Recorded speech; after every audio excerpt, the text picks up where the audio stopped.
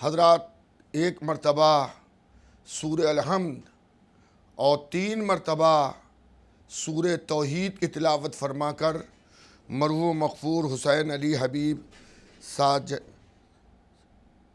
ساجنی کی روح کو اصال فرما دیں۔ بسم اللہ۔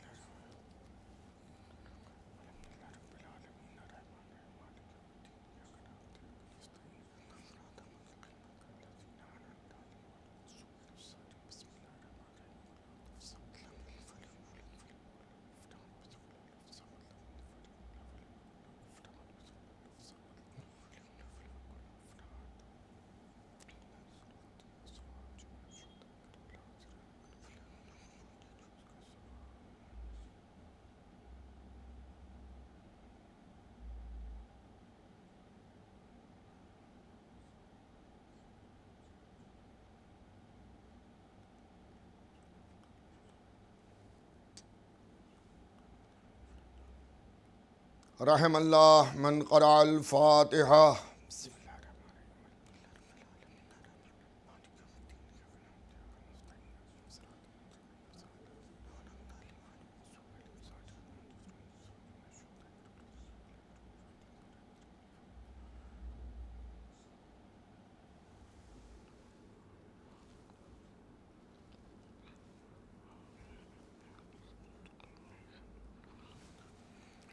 اعوذ باللہ من الشیطان اللعین الرجیم۔ بسم اللہ الرحمن الرحیم۔ الحمد للہ رب العالمین والصلاة والسلام علی اشرف الانبیاء والمرسلین والشفیع المذنبین ابی القاسم محمد وآل بیتہ الطیبین الطاہرین المعصومین المظلومین من یومنا ھذا الی قیام یوم الدین۔ اما بعد فقط قال اللہ سبحانہ تبارک و تعالی وقول الحق۔ بسم اللہ الرحمن الرحیم۔ یا ایہا الذین آمنوا اطیعوا اللہ و اطیعوا الرسول و اولی الامر منکم۔ صلوات بر محمد و آل محمد۔ حضرات قرآن حکیم میں پروردگار عالم ارشاد فرما رہا ہے صاحبان ایمان کو خطاب کر کے کہ اے ایمان لانے والوں، اللہ کی اطاعت کرو، اس کے رسول کی اطاعت کرو اور صاحبان اولی الامر کی اطاعت کرو۔ اللہ اور رسول کی اطاعت کے بعد صاحبان اولی الامر کی اطاعت کی ضرورت کیوں پڑی، اس کو سمجھنا ہے اور اس کو جاننا ہے۔ میں نے پچھلی مجالس میں آپ کی خدمت میں اس بات کے عرض کرنے کی کوشش اور اس بات کے عرض کرنے کی سعادت حاصل کی کہ میں آپ کو بتاؤں اور آپ کو سمجھاؤں کہ اولی الامر سے مراد آل محمد ہیں، رسول کے گھر والے ہیں، جس میں بی بی زہرا سلام اللہ علیہا ہیں، مولا علی ہیں، امام حسن مجتبیٰ ہیں، امام حسین شہید کربلا ہیں، امام زین العابدین علیہ السلام ہیں، امام محمد باقر علیہ السلام ہیں، امام جعفر صادق علیہ السلام ہیں، امام موسی کاظم علیہ السلام ہیں، امام علی رضا علیہ السلام ہیں، امام محمد تقی علیہ السلام ہیں، امام علی النقی علیہ السلام ہیں اور امام حسن عسکری علیہ السلام ہیں اور قائم آل محمد علیہ السلام۔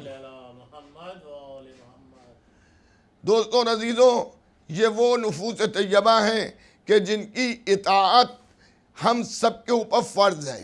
دیکھیں، میں نے ان 12 اماموں کے نام آپ کی خدمت میں اس لیے لیے کہ ظاہر ہے سننے والوں میں وہ لوگ بھی ہیں کہ جن کی عمر کم ہے، کم سن بچے بھی ظاہر گھروں میں ٹی وی کے اوپر مجالس کو سنتے ہیں اور ان کو آشنائی ہونا چاہیے ہے کہ اولی الامر سے مراد کون نفوس ہیں، کون ہستیاں ہیں کہ جن کی اطاعت ہمیں اللہ اور رسول کی اطاعت کے بعد جن کی اطاعت ہمارے اوپر فرض ہے اور جن کی اطاعت ہمارے اوپر واجب ہے، اور وہ نفوس طیبہ ہیں آل محمد۔ آل محمد ہی کی اطاعت اللہ اور رسول کی اطاعت کے بعد ہم پر کیوں فرض کی گئی ہے، اس کو سمجھنے کی ضرورت ہے۔ ایک صلوات بھیج دیجئے محمد و آل محمد۔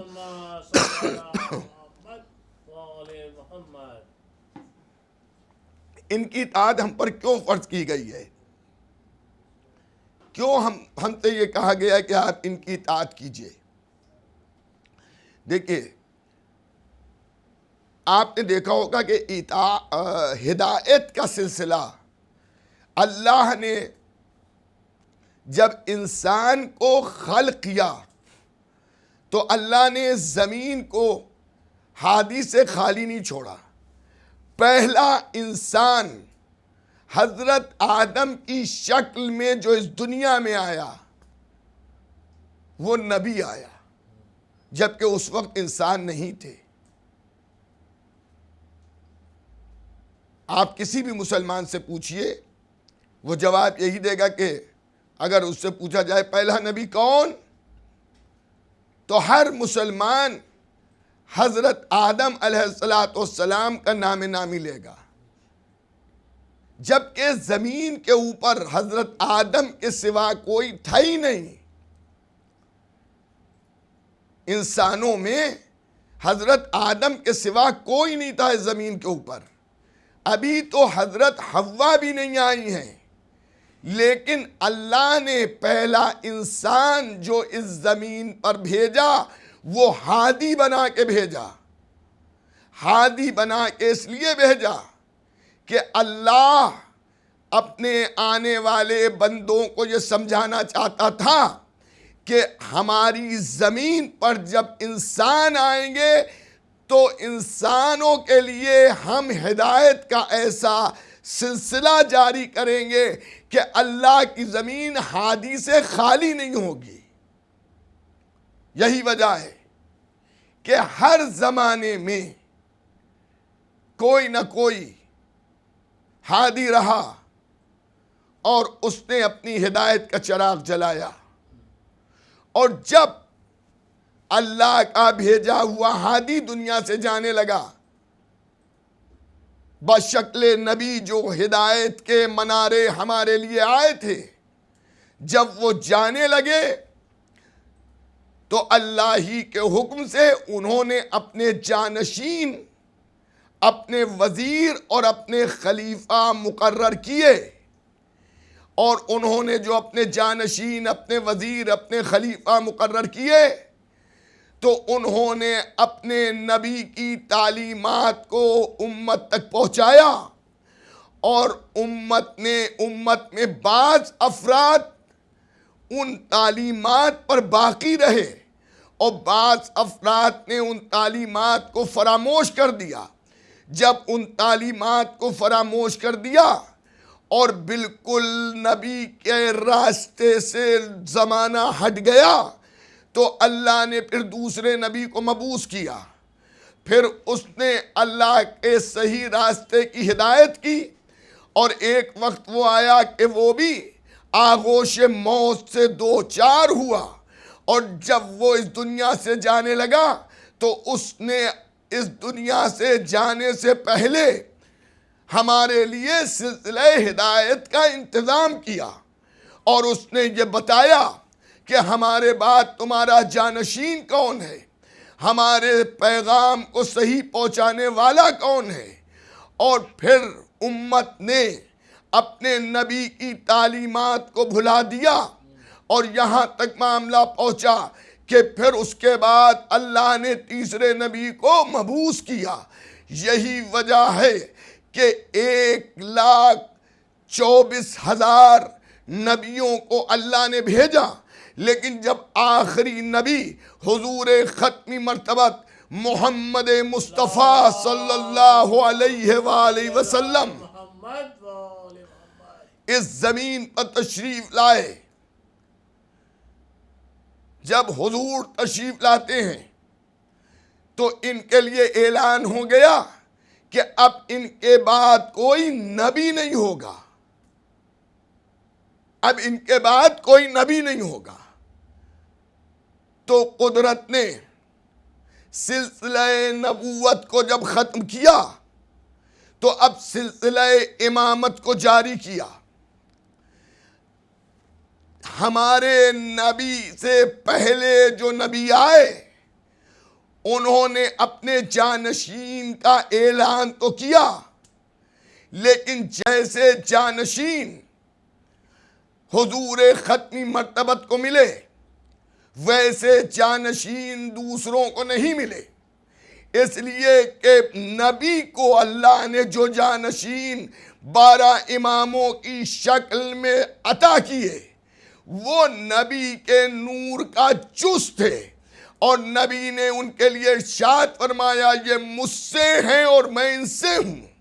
یہ ضروری نہیں ہے کہ ہر نبی کا جانشین معصومی ہو، لیکن حضور ختمی مرتبت محمد مصطفیٰ صلی اللہ علیہ وآلہ وسلم کے جو جانشین ہیں وہ 12 کے 12 معصوم ہیں، ایک ہی نور کے ٹکڑے ہیں، ایک ہی ساتھ اللہ نے انہیں خلق کیا، یہ ایک ہی نور تھا، لیکن اس دنیا میں بھیجنے کے لیے اس نور کے کبھی 5 ٹکڑے کیے گئے، کبھی 12 ٹکڑے ہوئے، کبھی 14 ٹکڑے ہوئے، لیکن ان کی ہدایت میں مرکزیت ایک ہی رہی اور یہ ایک ہی جیسے رہے، اور انہی نے اس طرح سے یہ ایک رہے کہ حضور ختمی مرتبت فرما رہے ہیں میرا اول بھی محمد ہے، میرا درمیانی بھی محمد ہے، میرا آخر بھی محمد ہے، اور ہم کل کے کل سب کے سب محمد ہیں۔ ایک اور صلوات بھیج دیجئے محمد و آل محمد۔ عزیزان گرامی، سب کے سب محمد، سب کے سب علی، سب کے سب حسن، سب کے سب حسین، کردار میں، رفتار میں، گفتار میں، علم میں، حلم میں، شجاعت میں، سخاوت میں، یہ سب ایک رہے۔ اور پھر جب سلسلہ نبوت ختمی ہو گیا، جب سلسلہ نبوت تمام ہو گیا حضور ختمی مرتبت کے بعد، اب کوئی دوسرا نبی نہیں آنے والا ہے، تو ضرورت اس بات کی ہے کہ اللہ کی زمین پر اب نبی کے جیسے نبی کے جانشین ہوں جو امت مسلمہ کی ہدایت کریں، اور اسلام پر جب آنچ آئے یا اسلام پر کوئی انگلی اٹھائے یا اسلام پر کوئی بات پڑے تو وہ اسلام کی حمایت میں آگے بڑھیں اور اسلام کی حقانیت کو زمانے کے اوپر ظاہر کریں۔ توجہ رکھیے گا، یہی وجہ ہے کہ پیغمبر اسلام کے بعد اسلام کے فالوور، اسلام پر چلنے والے 2 حصوں میں آپ کو نظر آئیں گے۔ ایک وہ ہیں کہ جنہی نے رسول اسلام کے بعد، دیکھیے یہ حقیقت ہے اور اس میں کسی کو برا لگنے کی کوئی بات نہیں ہے، رسول اسلام کی وفات کے بعد ایک سلسلہ وہ چلا کہ جس نے رسول کے بعد مولا علی کو اپنا قائد مانا، اسلام کا رہبر مانا، رسول کا جانشین مانا، مولا علی کے بعد امام حسن کو مانا، امام حسن کے بعد امام حسین علیہ السلام کو مانا، ان کے بعد امام سجاد کو مانا، ان کے بعد امام باقر کو مانا، ان کے بعد امام صادق کو مانا، اس کے بعد امام موسی کاظم علیہ السلام کو مانا، ان کے بعد امام علی رضا علیہ السلام کو مانا، ان کے بعد امام محمد تقی علیہ السلام کو مانا، ان کے بعد امام علی النقی علیہ السلام کو مانا، ان کے بعد امام حسن عسکری علیہ السلام کو مانا، اور الحمدللہ آج تک اور صبح قیامت تک امام قائم جو پردہ غیب میں موجود ہیں، ان کو ہم نے رسول کا جانشین، رسول کا قائم مقام، رسول کا خلیفہ مانا۔ ایک سلسلہ نبی کے بعد نبی کے جانشینوں کو ماننے والا یہ ہے، اور ایک سلسلہ اور ہے۔ میں اس سلسلے پر کوئی گفتگو یا کوئی بحث اس مجلس پہ نہیں کرنا چاہتا، لیکن اتنا ضرور عرض کروں گا کہ جس نے رسول کے بعد حضرت علی سے جانشینی کو لیا، انہیں آگے چل کے حسین ملے، اور جنہی نے حضرت علی کو چھوڑ کر سلسلے کو آگے بڑھایا، انہیں آگے چل کے یزید ملا۔ ایک صلوات بھیجیے گا محمد و آل محمد پر۔ تو عزیزان گرامی، برادران ایمانی، محبان اہل بیت پیغمبر، عزاداران امام مظلوم کربلا، یہ 12 جانشین جو نبی کے ہیں، یہی اولی الامر ہیں۔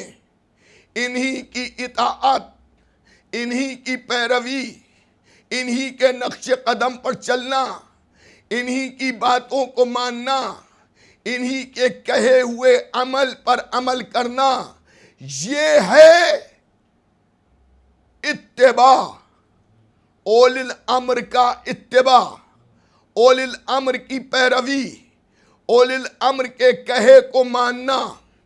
ہماری فقہ، جسے فقہ جعفریہ کہا جاتا ہے، یہ فقہ اصل میں فقہ نبویہ ہے، جو مطابق لوح محفوظ ہے۔ اسے فقہ جعفریہ اس لیے کہتے ہیں کہ صادق آل محمد امام جعفر صادق علیہ السلام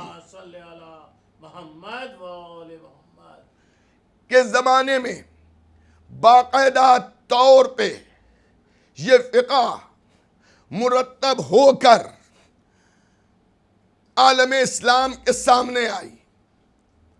اور اسے بھی یاد رکھیے گا کہ سب سے پرانی فقہ، سب سے پہلی فقہ، اسلامک رولز جو ہیں، وہ سب سے پہلے فقہ آل محمد کے ہیں، اور فقہ آل محمد کے بعد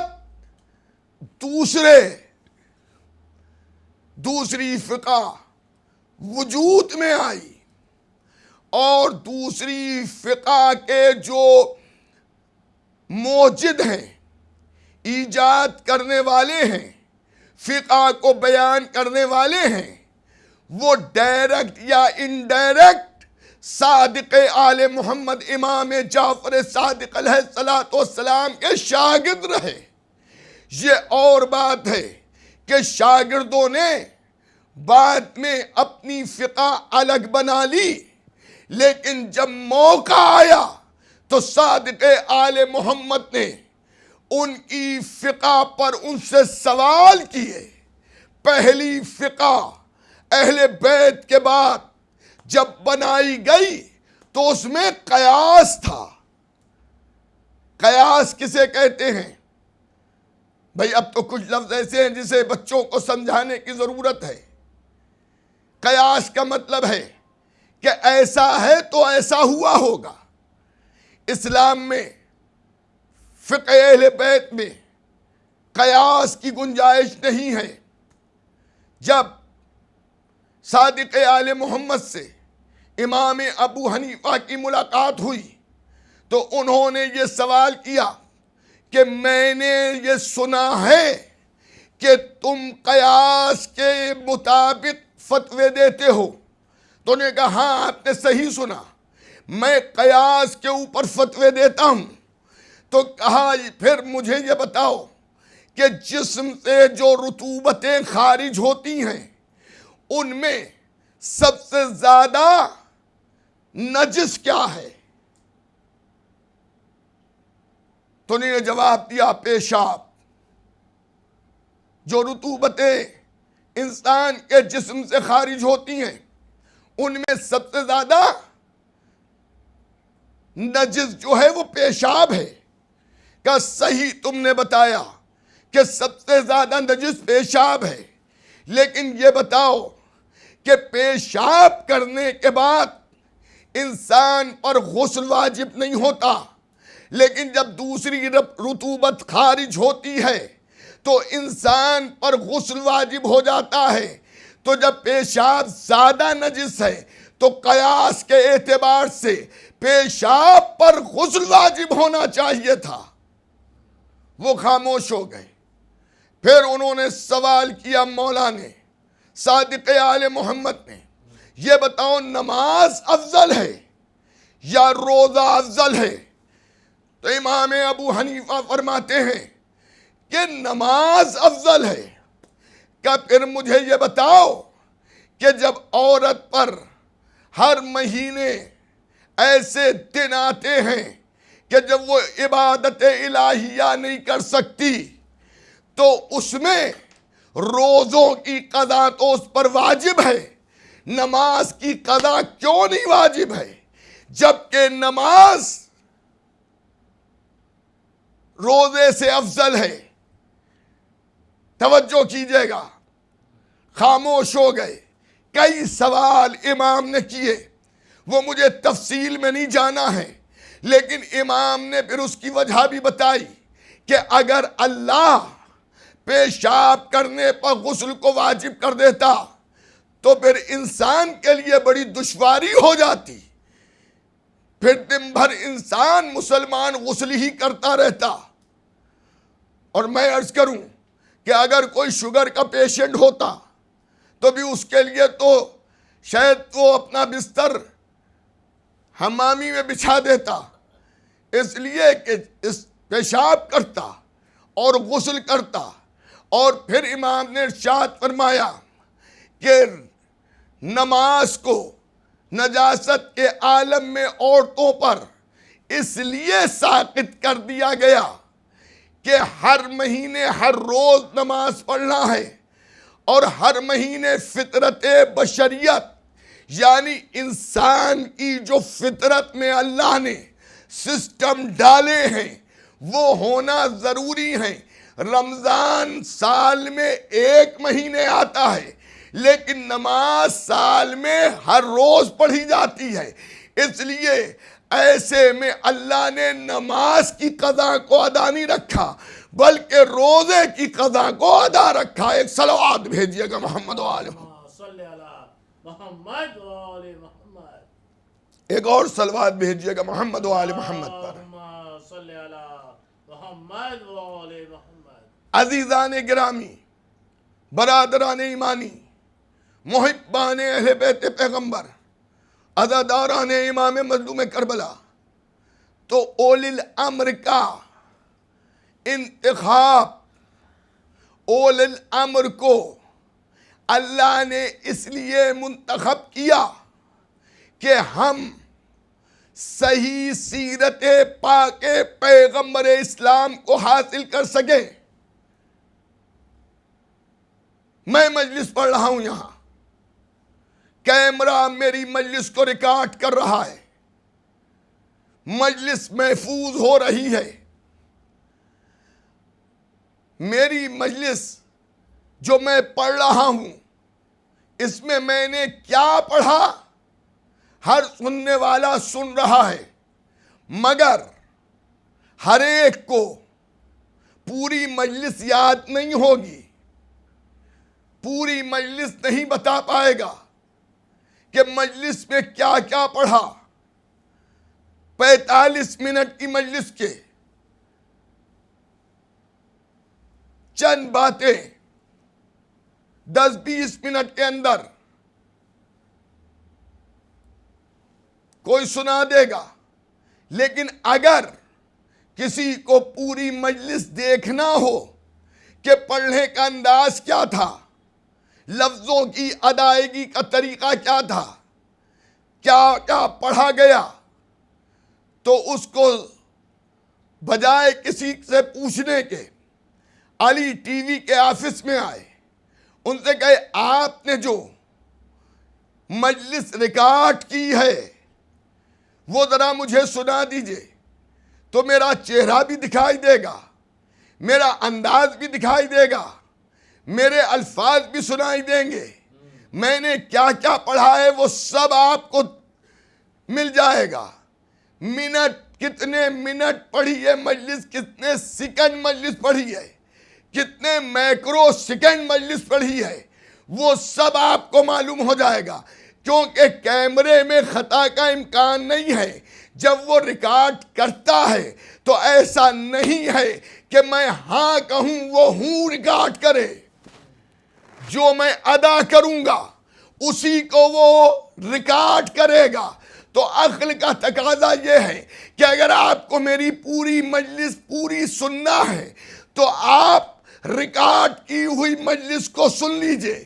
اللہ نے حضور کی سیرت کو 12 اماموں میں اس طرح سے محفوظ کر دیا کہ بلا تشبیہ، بلا مثال، جیسے کیمرے میں کسی کی تقریر ریکارڈ ہو جائے۔ اب جو اولی الامر ہیں ہمارے 12 امام،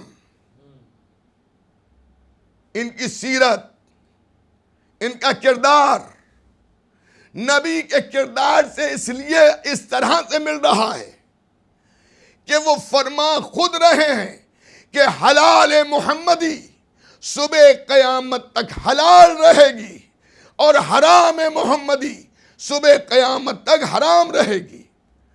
کسی امام نے 12 معصوم اماموں میں کسی امام نے بھی کسی موقع پر یہ نہیں کہا کہ نبی کے زمانے میں یہ حلال تھا، میں اسے حرام کر رہا ہوں،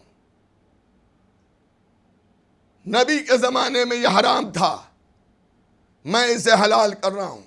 نہیں، جس چیز کو نبی کریم نے حلال کہا امام نے اسے حلال رکھا، الامر نے اسے حلال رکھا، اور جس چیز کو نبی نے حرام قرار دیا ائمہ معصومین نے اسے صبح قیامت تک حرام رکھا۔ اس لیے ہم رسول خدا صلی اللہ علیہ وآلہ وسلم کے اللہم صلی علی محمد محمد تعلیمات کو، رسول کے بتائے ہوئے راستوں کو، رسول کی بتائی ہوئی سیرت کو ہم آل رسول سے اسی لیے لیتے ہیں، اور اللہ نے اولی الامر کی حیثیت سے ان 12 اماموں کو اس دنیا میں بھیجا ہے۔ اور یہ بھی یاد رکھیے کہ یہ اپنے نفس کی شمولیت، اپنے نفس کو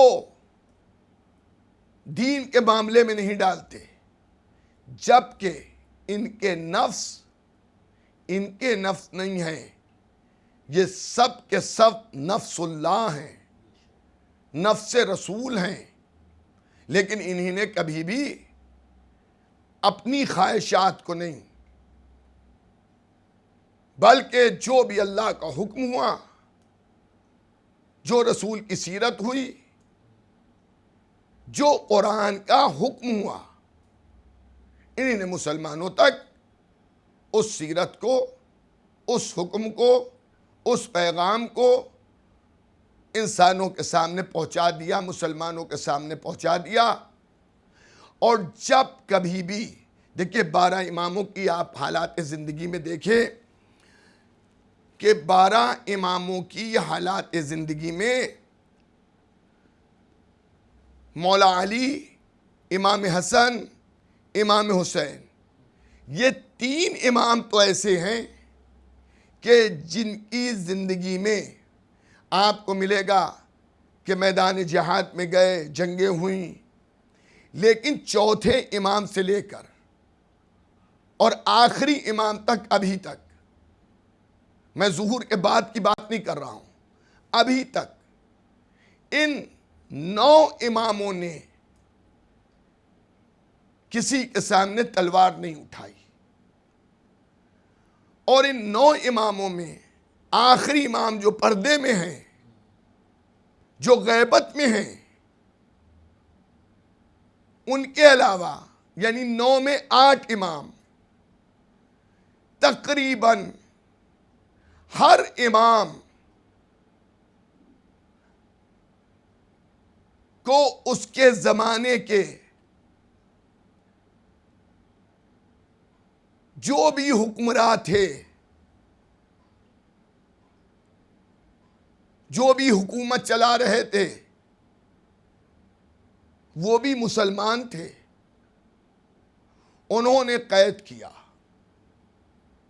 چاہے امام سجاد ہوں، کچھ امام اگر قید نہیں ہوئے تو ان کے لیے اگر یہ کہا جائے تو غلط نہیں ہوگا کہ انہیں نظر بند کر لیا، یعنی ان کے اعمال اور افعال پہ ان کی دور کی جو حکومت تھی وہ اتنا نظر رکھے ہوئے تھی کہ وہ ایک طرح سے قید ہی کی زندگی بسر کر رہے تھے، جبکہ تمام اماموں نے کہیں پر حکومت کرنے کا دعویٰ نہیں کیا۔ اسلام میں حکومتی مزاج کہاں سے آیا؟ بس میں آخری بات عرض کر کے بات کو تمام کر رہا ہوں، پھر انشاءاللہ کل آپ سے ملاقات ہوگی اور کل آپ کی خدمت میں پھر آگے گفتگو کی جائے گی۔ جب فتح مکہ کے موقع پر ابو سفیان نے، جو یزید کا دادا ہے، اس نے لشکر اسلام کو امن کے پرچموں میں دیکھا تو اس نے عباس ابن عبد المطلب سے کیا کہا تھا کہ تمہارے بھتیجے نے کتنی بڑی حکومت قائم کر لی ہے؟ تو عباس ابن عبد المطلب نے کیا کہا تھا؟ یہ حکومت نہیں ہے، یہ نبوت ہے۔ میں ایک چیز پوچھنا چاہتا ہوں، نبی نے اسلامی تعلیمات میں حکومت نہیں قائم کی، اپنے اخلاق و کردار کے ذریعے اسلام کو دوسروں تک پہنچاتے رہے۔ نبی کی وفات کے بعد حضرت علی نے بھی وہی سیرت اپنائی، جو بھی حضرت علی کے فالوور تھے، جو بھی حضرت علی کے پیچھے چل رہے تھے، جو لوگ بھی حضرت علی کو بلا فضل خلیفہ مان رہے تھے، وہ حضرت علی سے آتے تھے، اپنے دینی مسائل پوچھتے تھے، اور حضرت علی علیہ السلام انہیں دینی مسائل کا جواب دیتے تھے، اور حضرت علی علیہ السلام سے وہ دینی مسائل کا جواب سن کر اس پہ عمل کرتے تھے۔ لیکن نظام حکومت حضرت علی نے اپنے رسول کی وفات کے بعد اس حکومتی نظام کو قائم نہیں کیا۔ عزیزان گرامی، آخر کار وہ زمانہ بھی آیا کہ جس کا گھرانہ رسول کی وفات سے تھوڑے دن پہلے اسلام لایا تھا، وہ تخت حکومت پر بیٹھ گیا، اور پھر یزید ابن معاویہ نے 3 بڑے گنہونے کام کیے۔ ایک نواز رسول کو قتل کیا، دوسرے مسجد نبوی میں گھوڑے بندھوائے، اور صحابہ اکرام کی عورتوں سے اپنے لشکر والوں سے زنا کرائی اور مدینے کی بے حرمتی کی، اور تیسرا کام یہ تھا کہ خانہ کعبہ پر آگ کے گولے اس نے برسوائے۔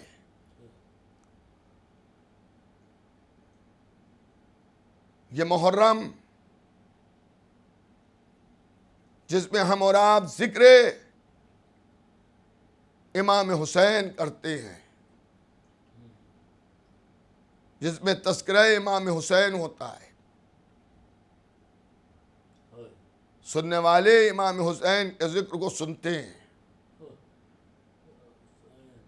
اور میں سکے کے دونوں رخ دکھانا چاہتا ہوں کہ ایک طرف نواسہ رسول ہے،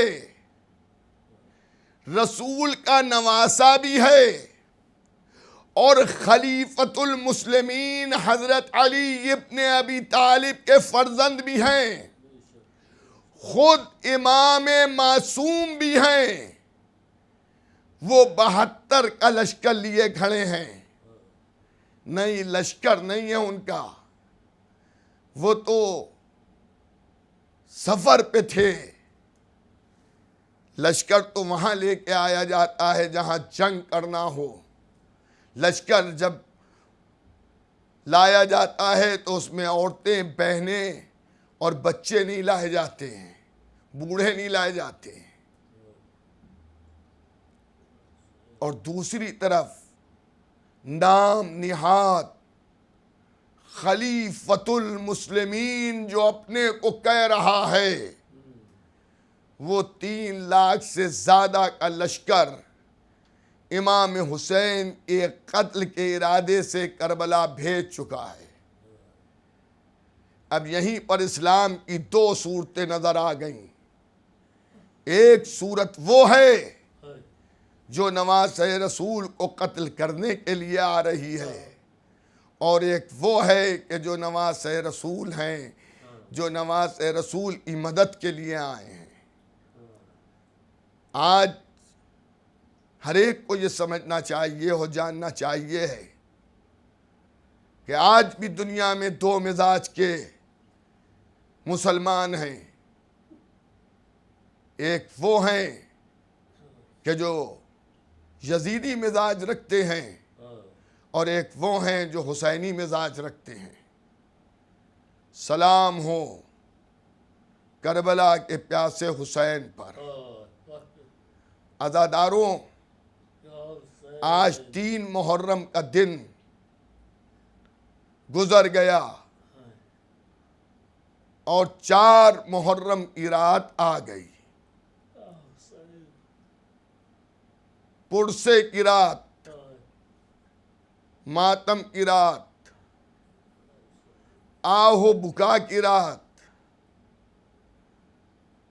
یوں تو ہم پورے 2.25 مہینے امام حسین پر روتے ہیں، مجلسیں کرتے ہیں، نواخوانی کرتے ہیں، سینہ زنی کرتے ہیں، لیکن محرم کے یہ 10 دن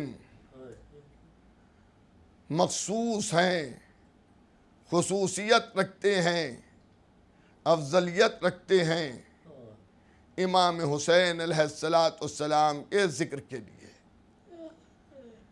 عزاداروں، کربلا کے میدان میں خالی جوانوں نے قربانی نہیں دی، کربلا کے میدان میں خالی بوڑھوں نے قربانی نہیں دی، کربلا کے میدان میں چھوٹے چھوٹے بچوں نے بھی قربانیاں دی ہیں۔ میں نے کل کی رات جو گزر چکی زینبیہ امام بارگاہ کی مجلس میں، جو رات 10 بجے شروع ہوتی ہے، اس میں نے ایک بچے کا ذکر کیا تھا۔ آج میں اس علی ٹی وی اسٹوڈیو کی مجلس سے آپ کو ایک بچے کا ذکر اور سنانا چاہتا ہوں۔ جب حضرت مسلم ابن اوسجہ شہید ہو گئے، امام کا یہ بوڑھا جانثار میدان جہاد میں گیا اور جا کے اس نے لاجواب جہاد کیا، لیکن ہزاروں اور لاکھوں کے مقابل کتنی دیر پیاسے لڑتے۔ یہ تو کربلا کی زمین کا معجزہ ہے، اور یہ جناب عباس علمدار کا کردار ہے کہ لاکھوں کے لشکر کے سامنے 72 پورے دن لڑے، اور ان 72 میں بھی سب کے سب آخر تک نہیں لڑے، بلکہ صبح عاشور جو پہلا حملہ عمر ابن سعد ملعون نے کیا تھا، اس میں ایک بڑی تعداد میں امام حسین کے جانثار شہید ہو چکے تھے۔ اب مٹھی بھر جانثار جب موجود تھے جو پوری دوپہر امام حسین علیہ السلام سے کی طرف سے لشکر یزیدی سے لڑے ہیں۔ عزیزان گرامی، لیکن کیا کردار ہے کربلا والوں کا۔ سلام ہو کربلا کے بوڑھوں پر، سلام ہو حسین کے جانثاروں پر، سلام ہو حسین کے جانثاروں کے بچوں پر۔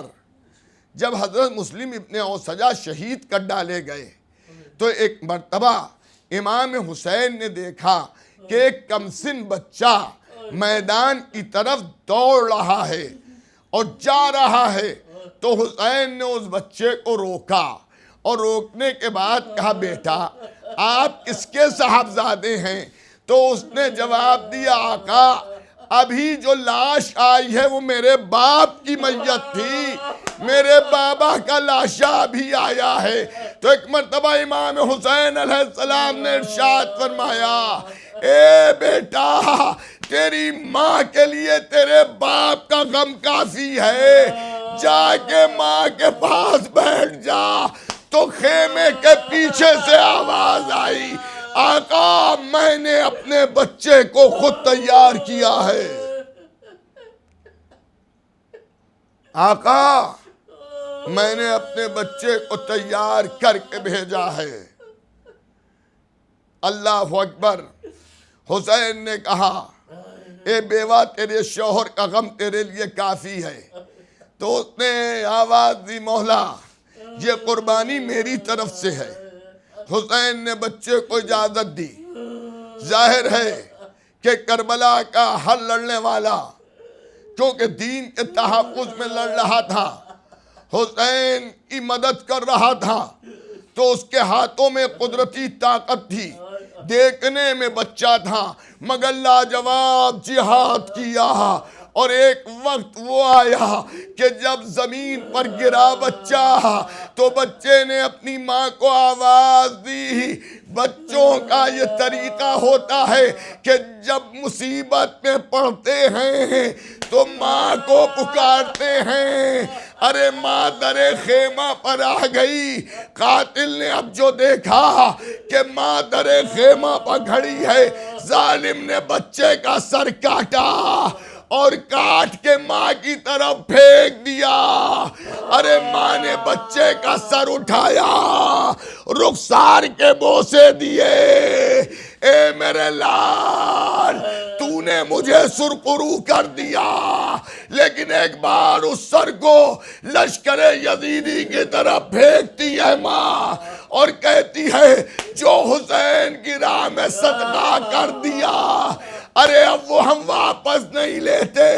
سلام ہو ان ماؤں پر کہ جس نے امام حسین کے لیے اپنے بچوں کو قربان کیا۔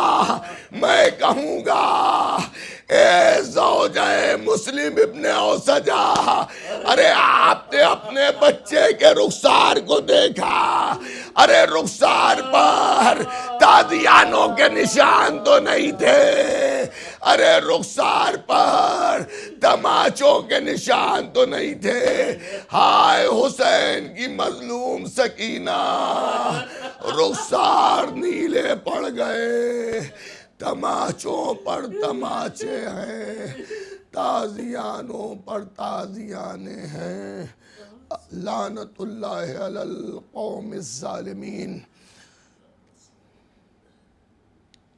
پروردگارہ تجھے محمد و آل محمد کا واسطہ کہ ہم سب کے گناہ کبیرہ گناہ صغیرہ کو معاف کر دے۔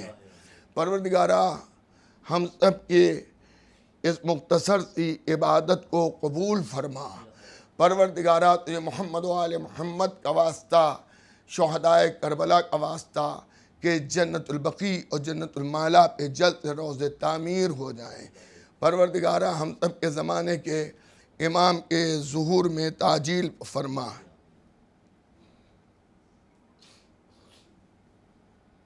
حضرات ایک مرتبہ سورہ الحمد و 3 مرتبہ سورہ توحید کی تلاوت فرما کر مرحوم مغفور حسین علی حبیب ساجن کی روح کو اصال فرما دیں۔